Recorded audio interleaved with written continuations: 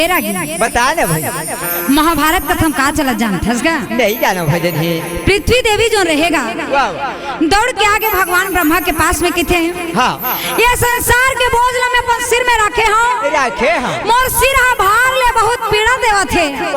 आप ले विनती है निवेदन है कृष्णो भी करके मोर भार ला कम कर दो कहेगा। भगवान ब्रह्मा किथे देवी तय हमर प्रयास लगा के आए हस तोला निराश नहीं करन। ये पृथ्वी के भार ला हम जरूर कम कर लेबो देवी। कहिस कहां लेगा पृथ्वी देवी है चल दिस का अच्छा अवे डहर भगवान ब्रह्मा मारे क्रोध के नेत्र लाल सारी तरफ आग ही लगे रहे काका। पहाड़ पर्वत जंगल झाड़ी पानी मांगी लगाते रहेगा तो वही वक्त के पानी मांगी लगे काका। सही बात है भजन आज भी कोनो लइका तब थे का थे कैसे अति करत पानी मांगी लगावत गा छानी भोरा भूजत थे सिर तो बातेगा। भगवान ब्रह्मा मारे नेत्र लाल करके चरम उड़ल जब देखे काका ज्वालामुखी भड़क उठे रहे। भगवान ब्रह्मा के क्रोध ला देखी अच्छा भगवान भोलेनाथ का अंतर्यामी वो काला नहीं जानी काका। सही बात दौड़ के आगे अब दौड़ के आके दोनों हाथ जोड़ के भगवान ब्रह्मा के पास में कथे बरन बरन के वो मन बोले अपन बोलिया बरन बरन के बरन के वो मन बोले अपन बोलेला बरन बरन के बरन बरन के वो मन बोले अपन बोलिया बरन बरन के बरन के वो मन बोले अपन बोलेला बरन बरन बरन के किस्म किस्म के बोली बोले दोनों हाथ जोड़ के किथे ब्रह्मदेव आप संसार के पालन करने वाला संसार ला जन्म देने वाला संसार ला उत्पन्न करने वाला संसार ला जीवन देने वाला हो भैया। यदि आप मन को ये संसार ला ऐसा जला ले हो ज्वालामुखी भड़का ले हो यदि ऐसा संसार ला मार हो तो संसार के लोगन मन के का दशा होई संसार के जीव जंतु के का दशा होई। दोनों हाथ ल जोड़े रहे काका कहे जैसन उत्पन्न करे है विधि विधान ले वही विधि विधान ले जब ये संसार के लोगन ललावे ही देवलोक में तब का महावन ही कहे रही। अब ऐसन बोलत रहे भैया कैसन बोले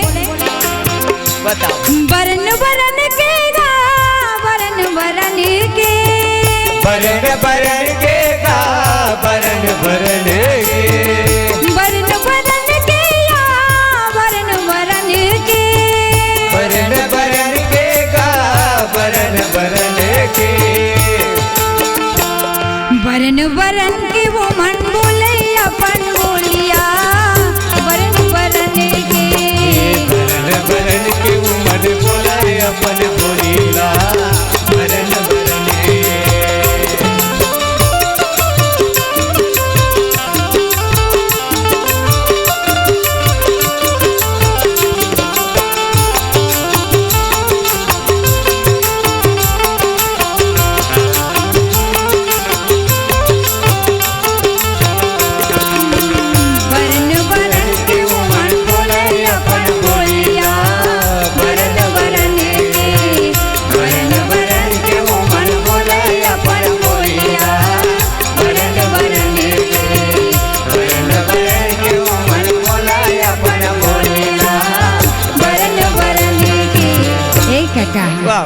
भगवान ब्रह्मा लगे थे भैया संसार ला जैसन ते उत्पन्न करे हसगा वही प्रकार विधि विधान ले वाला लाभे तब नहीं कहे भैया।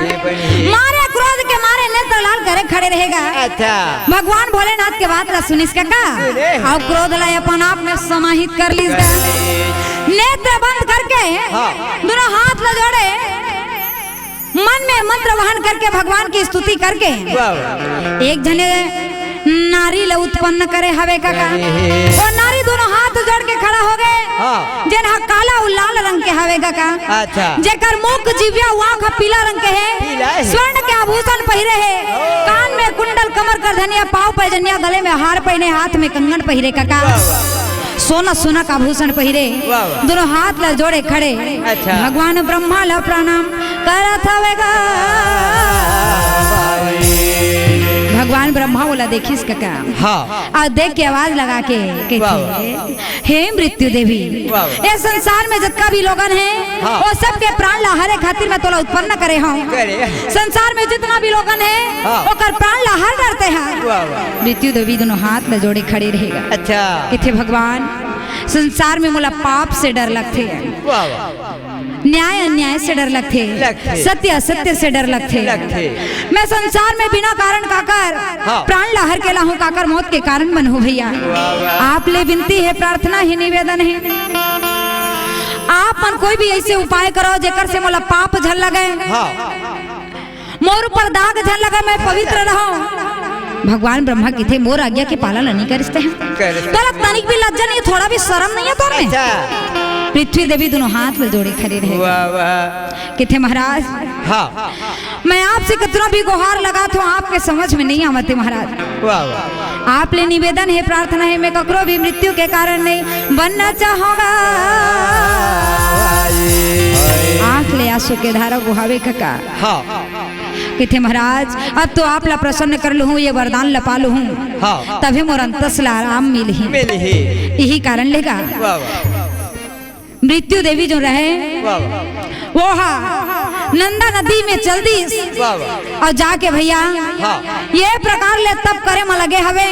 एक गोला टांगे दोनों हाथ ला जोड़े भगवान ब्रह्मा के तब करे म लगे हवे काका।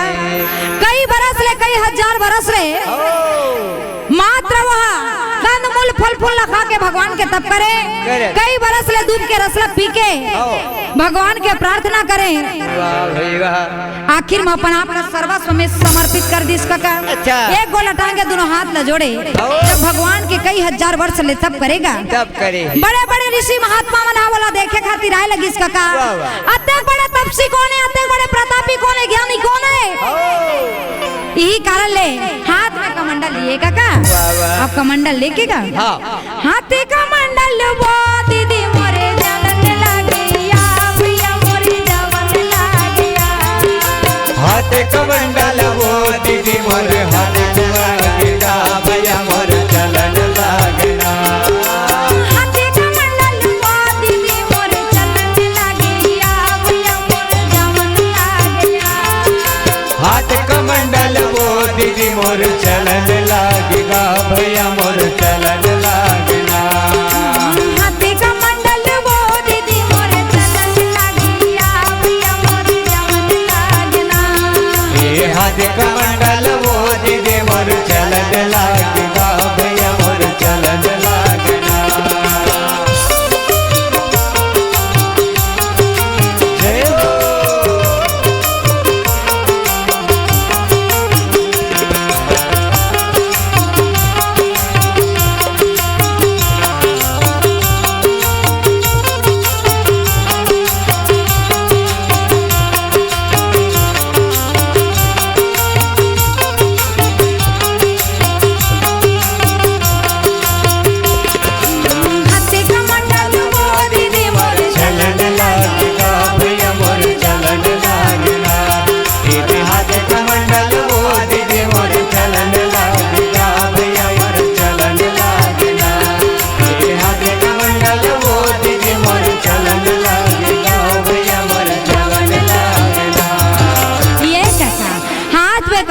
जब जावेगा ऋषि महात्मा मुनि मन के अत्यंत सुंदर स्वागत सत्कार करत हवे देवी है। सुंदर उकर मन के बैठे के व्यवस्था करत हेगा। कब नारी जात मर्यादा में रिथित बने लगते। सुंदर एक लोटा जल धर के निकला थे, अचरा धर के पांव पर थे, बैठे पर आसन ला देवा थे, मुंह भर भाखा बोला थे काका। और सही बात है का ककरो भी घर में कहूँगे हस एक लोटा जल सारी समस्या खल कहूँ नहीं निकली, बैठे पर कहूँ आसन ला नहीं दीस, मुंह भर भाखा कहूँ नहीं बोलिस, अचरा धर के कहूँ पांव नहीं पड़िस काका, सब बेकार है। नारी जात मर्यादा में रिथित बने लगते। अत्यंत सुंदर सेवा सत्कार लपाइन सब ओकर जय जयकार लगाइन काका।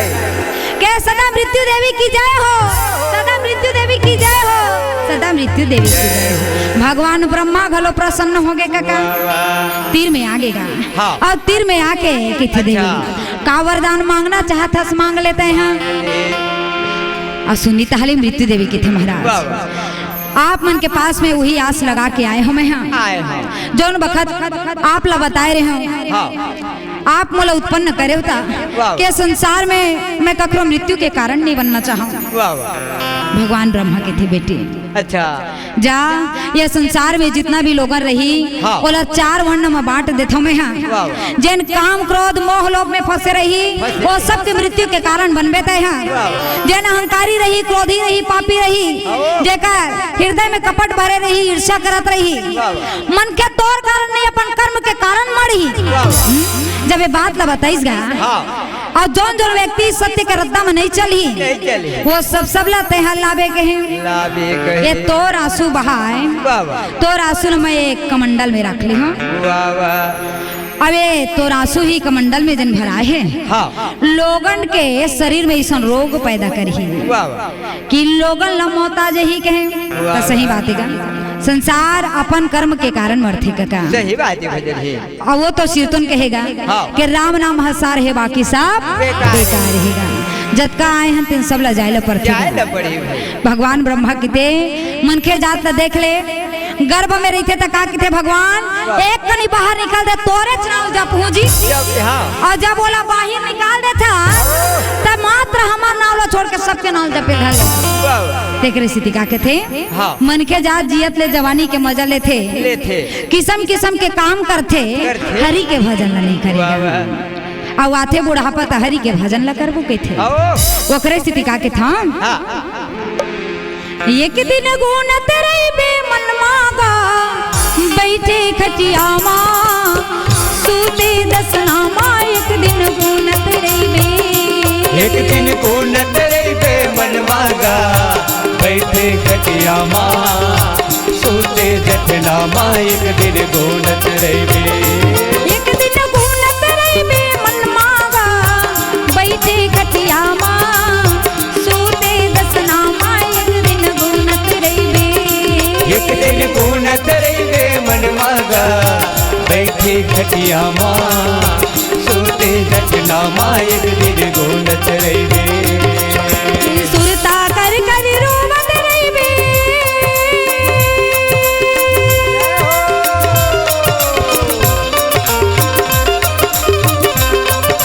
सुरता कर कर रोवत रहिबे परे परे खटिया माँ एक दिन गुण रहिबे मन मागा बैठे खटिया माँ सोते जठना माँ एक दिन को नतरे पे एक दिन को नतरे पे मन मागा बैठे खटिया माँ सोते जठना माँ एक दिन को नतरे पे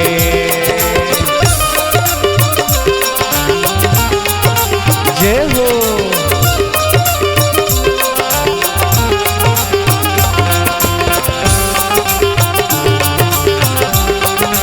हरि बोल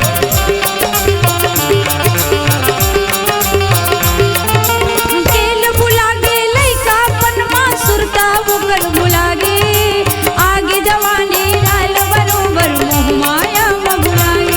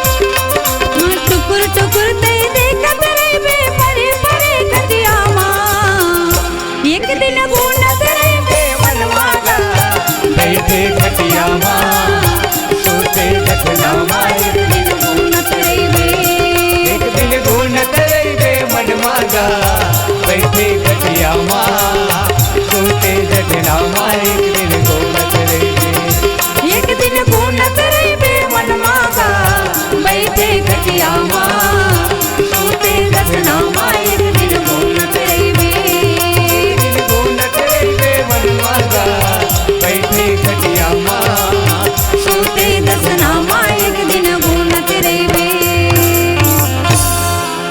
तो सही बात है जवानी के राहत ले मन के जवानी के मजा लेथे और आथे बुढ़ापा तहले भगवान के भजन करबो कथेगा सही बात है भजन ही आ तहारा गोड़ा बने नहीं है सारा को ढील आगे कहा तागा ओ खो खैया करा तहारी भजन करबो की थी कोनो नहीं जाने भैया सियाना शरीर है यही का नहीं यही देना है ना भजन हिन कथल के है बराहेगा फिर सियाना अवस्था यही का नहीं यही तेला मैं नहीं जाना भैया कहा जान दो भैया ओकरे स्थिति जवानी के रहत ले हरि के कीर्तन ला करना चाहिए भैया है ना लेकिन कतको मनखे मन ला देखथोगा हरि के कीर्तन करे भुला जाथे है ना कतको जन ला देखता अहंकारी हो जाते घमंडी हो जाते है ना तो ज्यादा अहंकार ज्यादा घमंड का काम के भैया सही बात है कतको बड़े रूपवान रही धनवान रही चाहे बलवान रही का वो सब ला मृत्यु देवी के प्रकोप ले सब जन ला वो पार जायला पर ही भैया जायला पर ही पृथ्वी लोक ला छोड़ के सब ला जायला पर ही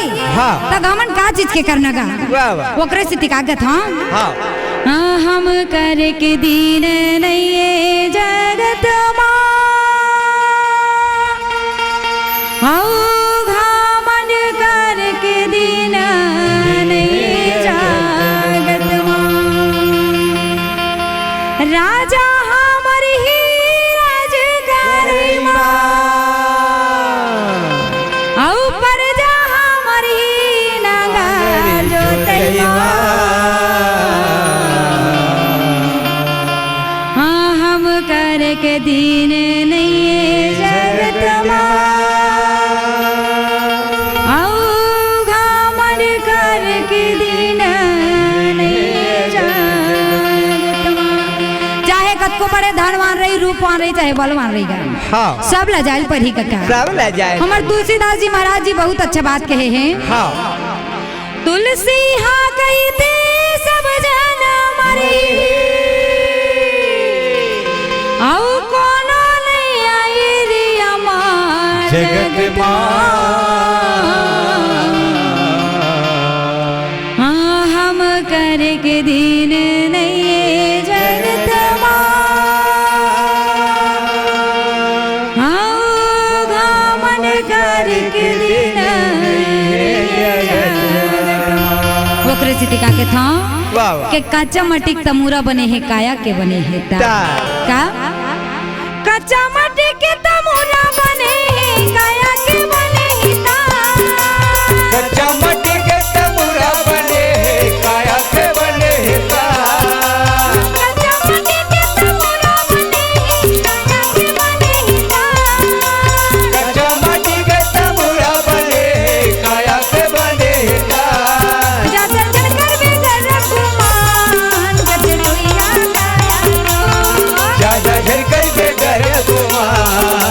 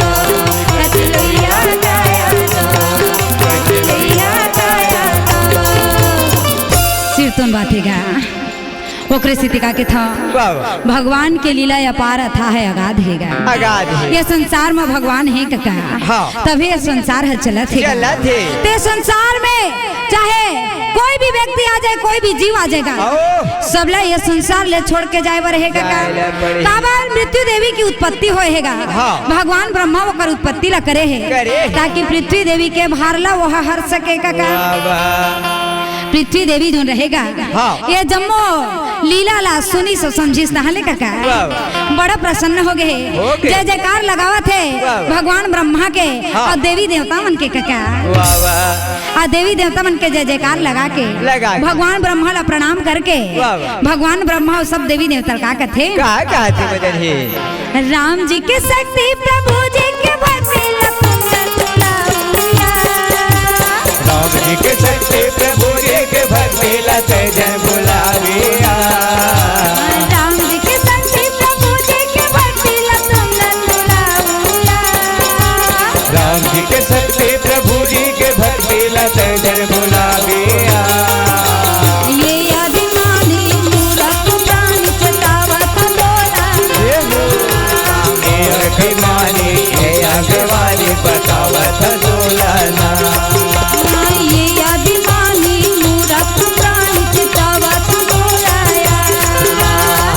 अभिमानी अभिमानी बतावत डोलाना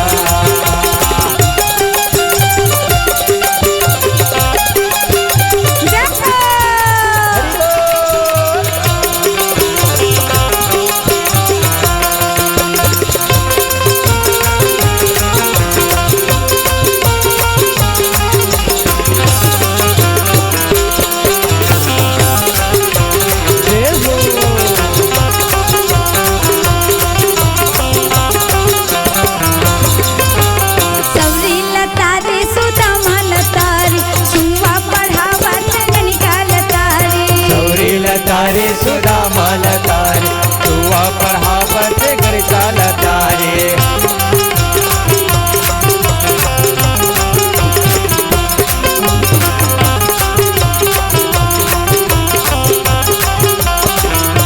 सबरी लतारे सुधा माल तारे तुआ पढ़ावत घर चाल तारे सबरी लतारे सुधा माल तारे तुआ पढ़ावत घर काल तारे राम जी